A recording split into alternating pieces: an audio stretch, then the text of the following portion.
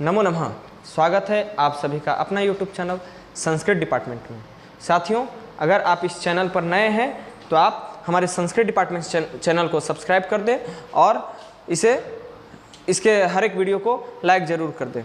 आइए, मैं आज आपके लिए लेकर आया हूँ जो बहुत सारे छात्रों के मन में यह प्रश्न रहता है कि सर, हम संस्कृत में अनुवाद कैसे करें, हम संस्कृत में ट्रांसलेशन कैसे बनाएं।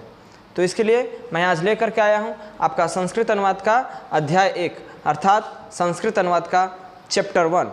हम ट्रांसलेशन कहां शुरू करेंगे, कैसे शुरू करेंगे, यह सब आपको बताऊंगा, एक एक करके क्रमशः आपको बताऊंगा।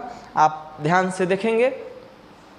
सबसे पहले आप संस्कृत के ट्रांसलेशन शुरू करने से पहले आपको हल्की फुल्की संस्कृत में जानकारी आपको होनी चाहिए, और नहीं भी है तो मैं आपको अपने चैनल पर दूंगा, चिंता नहीं करना है। आइए शुरू करते हैं पहला चैप्टर।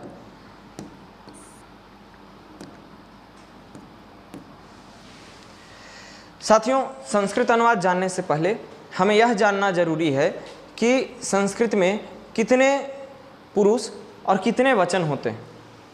तो संस्कृत में आपको बता दें कि संस्कृत में कितने पुरुष होते हैं। तो सबसे पहले संस्कृत में प्रथम पुरुष, दूसरा मध्यम पुरुष और तीसरा उत्तम पुरुष होता है। पहला प्रथम पुरुष, दूसरा मध्यम पुरुष और यहाँ तीसरा उत्तम पुरुष। यहाँ मध्यम हो जाएगा, ये गलती हो गया है। प्रथम पुरुष, मध्यम पुरुष और उत्तम पुरुष 3 प्रकार के पुरुष होते हैं। इसमें क्या होता है, इसमें जो कर्ता होता है अर्थात जो काम करने वाला है, आगे और हम विस्तार से चर्चा करेंगे। तो पुरुष क्या है इसके बारे में हम लोग विस्तार से चर्चा करेंगे। अभी आपको बस इतना जानना है कि संस्कृत में पुरुष कितने होते हैं, 3 पुरुष होते हैं। तीनों का काम क्या है, तीनों कौन कौन से हैं, इसके बारे में हम आगे बताएंगे।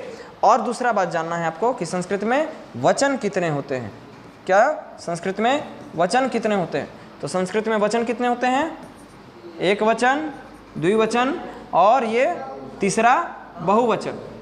तीसरा बहुवचन। तो हमने पहले जाना कि संस्कृत में 3 पुरुष और 3 वचन होते हैं। कितने? 3 पुरुष और 3 वचन। अब हम इसके बारे में और आगे जानते हैं। अभी आपके मन में प्रश्न होगा कि सर, ये पुरुष क्या होता है। तो संस्कृत में जो 3 पुरुष हैं वो तीनों पुरुष का अलग अलग काम है। प्रथम पुरुष कौन है? तो प्रथम पुरुष है वह, वे दोनों और वे सब, जिसे संस्कृत में कहते हैं सह, तौ, ते। क्या? वह, वे दोनों और वे सब। जब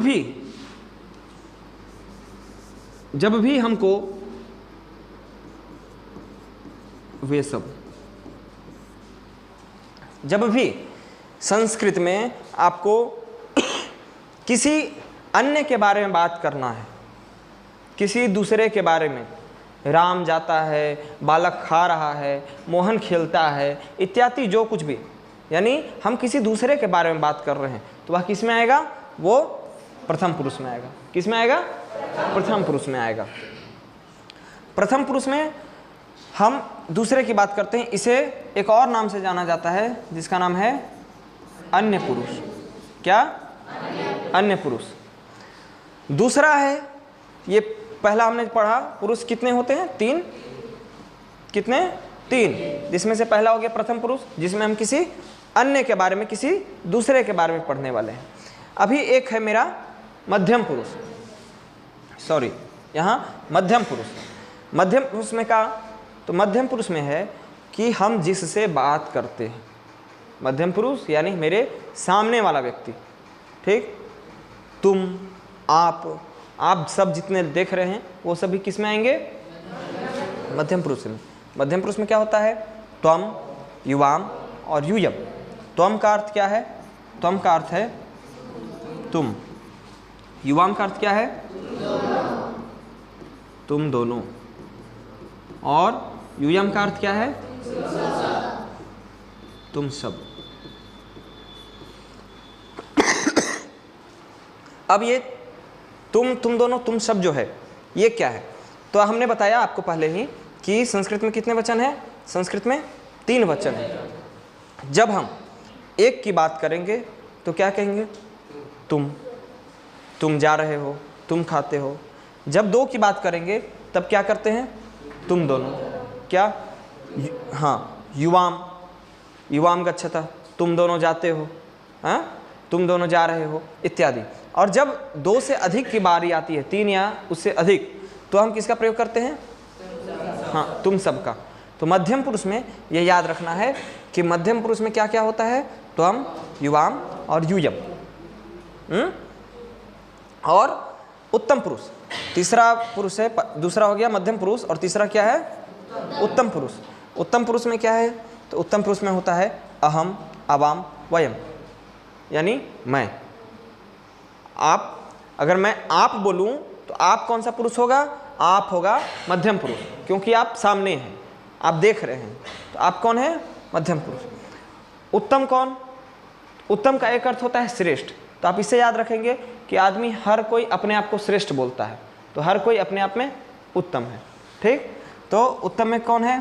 तो अहम, अहम का अर्थ है मैं। दूसरा क्या है? आवाम, आवाम मतलब हम दोनों। ये सब छोटी छोटी जानकारियां हैं जो आपको पहले से पता होगी, और एक बार रिवाइज कर लेने पर हम धीरे धीरे आगे बढ़ सकते हैं। हम दोनों, उसके बाद क्या है? अंतिम हम सब। तो इस प्रकार से हमने जाना कि संस्कृत में क्या है? 3 पुरुष हैं, और वो पुरुष कौन है? कर्ता। कौन? कर्ता। कर्ता कहने का अर्थ क्या? काम करने वाला, अर्थात जो काम को करेगा, जो काम करता है। या तो वह काम करेगा, नहीं तो आप काम करेंगे, नहीं तो मैं काम करूंगा। ठीक, वह जो काम करेगा वो आएगा प्रथम पुरुष में, आप जो काम करेंगे वो आएगा मध्यम पुरुष में, और मैं जो काम करूंगा वो आएगा उत्तम पुरुष में। इतना समझ गए आप लोग? चलिए अब आगे देखते हैं। इतना जानने से पहले आपको एक और चीज बता दें कि एक था कर्ता। अब कर्ता के आगे क्या है? कर्ता के आगे है धातु।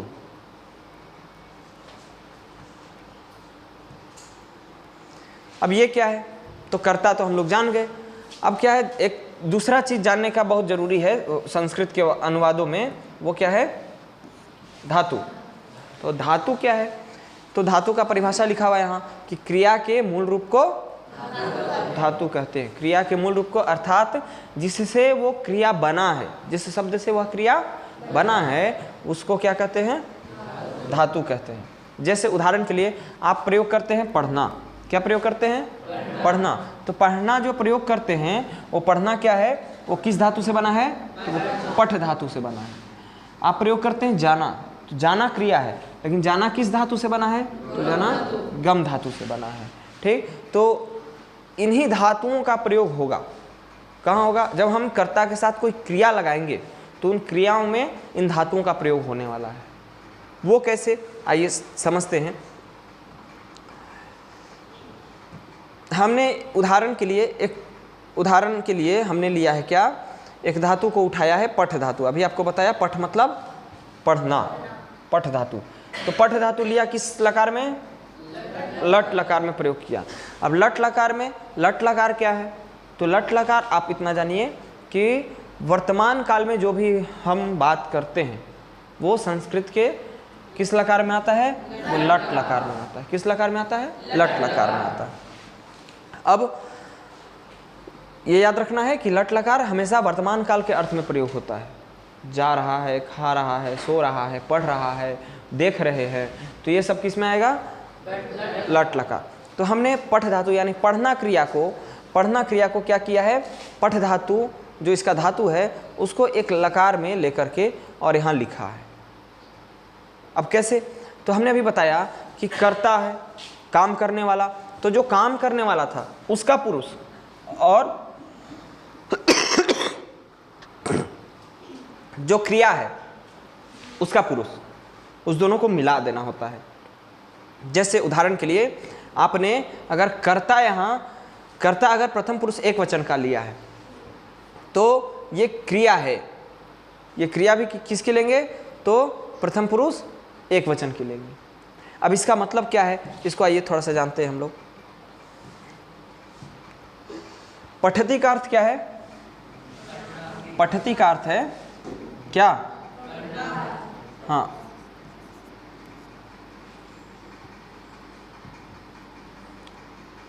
पठति का अर्थ है पढ़ता है या पढ़ रहा है।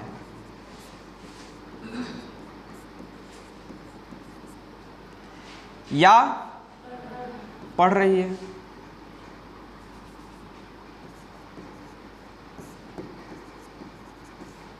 तीनों एक ही अर्थ में प्रयोग होगा, पढ़ता है, पढ़ रहा है या पढ़ रही है। ठीक, ये एक वचन में जब हम किसी एक के बारे में बात करेंगे, वह पढ़ रहा है, राम पढ़ रहा है, तब हम यानी किसी अन्य के बारे में जब हम बात करेंगे और पढ़ने की क्रिया में जब बात करेंगे तो वो क्या होगा? पठति। क्या वहाँ प्रयोग होगा? पठति। दूसरा क्या है? पठतः।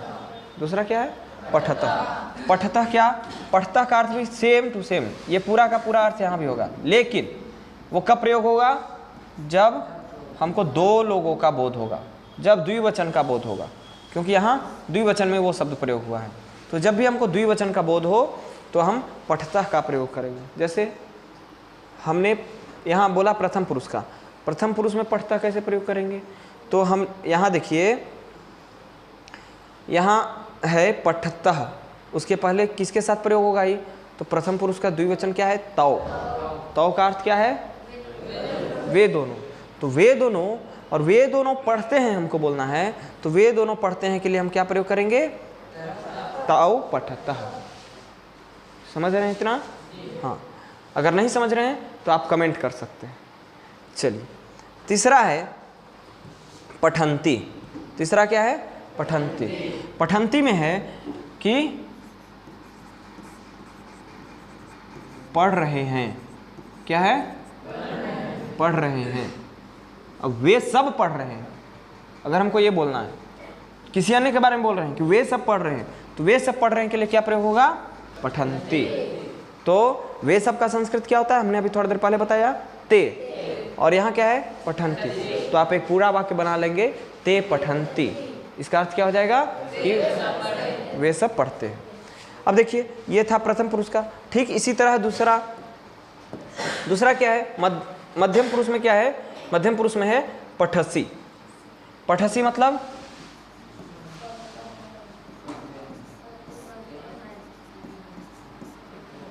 पढ़ते हो या पढ़ रहे हो या पढ़ रही हो। जब भी इस प्रकार का बात आएगा, जब इस प्रकार की क्रिया आएगी, तो वहाँ क्या प्रयोग होगा? पठसी। पठसी हमेशा याद रखिएगा, तुम या आपके साथ प्रयोग होगा। किसके साथ? तुम या आपके साथ, अर्थात मध्यम पुरुष। किसमें? मध्यम पुरुष, सामने वाला जिससे हम बात कर रहे हैं। तुम पढ़ रहे हो, तुम खा रहे हो, इस प्रकार का वाक्य होगा तो किसमें आएगा? मध्यम पुरुष। तो अब इसी का तुम दोनों पढ़ रहे हो या तुम दोनों पढ़ते हो, तो यहाँ सेम वाक्य हो जाएगा। क्या? पढ़ते हो। लेकिन कब? जब दो का बोध हो, हमको दो संख्या का बोध हो, तब हम इसका प्रयोग करेंगे पठतः। ठीक, और अंतिम है पठत। पठतः। पठतः कहाँ प्रयोग होगा? जब हम बहुवचन में मध्यम पुरुष का प्रयोग करेंगे, अर्थात तुम सब या आप लोग, इस प्रकार जब बोलेंगे तो वहाँ किसका प्रयोग होगा? पठतः का प्रयोग होगा। चलिए, तीसरा और अंतिम पुरुष क्या है? उत्तम पुरुष। क्या है? उत्तम पुरुष। देखिए, अब उत्तम पुरुष में क्या है? उत्तम पुरुष में अर्थात अपने बारे में बात होगी, मैं, हम दोनों, हम सब, हम लोग, इस सब के बारे में बात होगी। तो इसमें क्या होगा? पठामी, अर्थात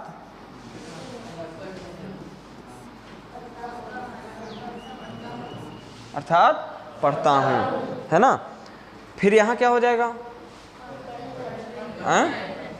पठावा का, हाँ, हम दोनों पढ़ते हैं। इसका भी अर्थ क्या होगा? पढ़ते हैं, लेकिन ये किसके साथ प्रयोग होगा? हाँ, द्विवचन के साथ प्रयोग होगा। और उत्तम पुरुष रहे, हम लोगों की बात जब हो वहाँ पढ़ते हैं प्रयोग होगा, और यहाँ भी सेम पढ़ते हैं, हम सब पढ़ते हैं। बात समझ गए? इसका क्या पढ़ती है, पठती का पढ़ रहा है या पढ़ता है, पढ़ रहा है या पढ़ता है, इस प्रकार से, ठीक, या पढ़ रही है। पढ़ता में हाँ दो लोगों की बात होगी, लेकिन किसी अन्य के बारे में, तो क्या होगा? पढ़ता का हाँ पढ़ते हैं, वे दोनों पढ़ते हैं या पढ़ रहे हैं।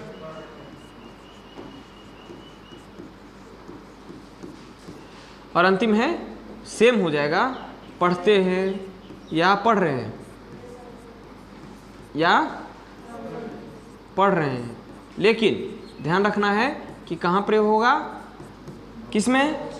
हाँ, तो ये प्रयोग होगा आपका प्रथम पुरुष का बहुवचन में, अर्थात वे सब के लिए, किसी अन्य के लिए, ठीक। मध्यम पुरुष क्या है? तो मध्यम पुरुष है, ये गलती है, मध्यम पुरुष होता है, माध्यम पुरुष नहीं होता। मध्यम पुरुष में पढ़ रहे हो या पढ़ते हो या पढ़ रहे हो,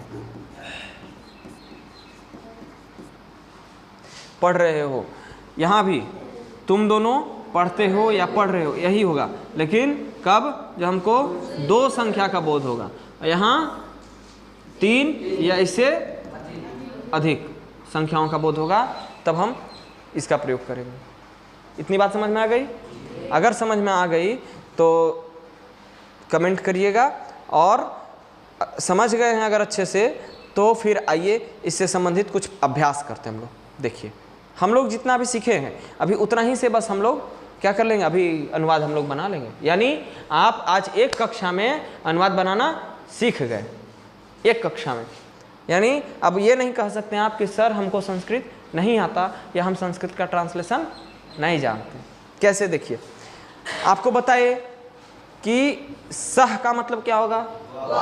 वह होगा। सह मतलब क्या होगा? वह होगा। और जाता है, जैसे वहाँ पठती हमने प्रयोग किया तो यहाँ गच्छति प्रयोग किया।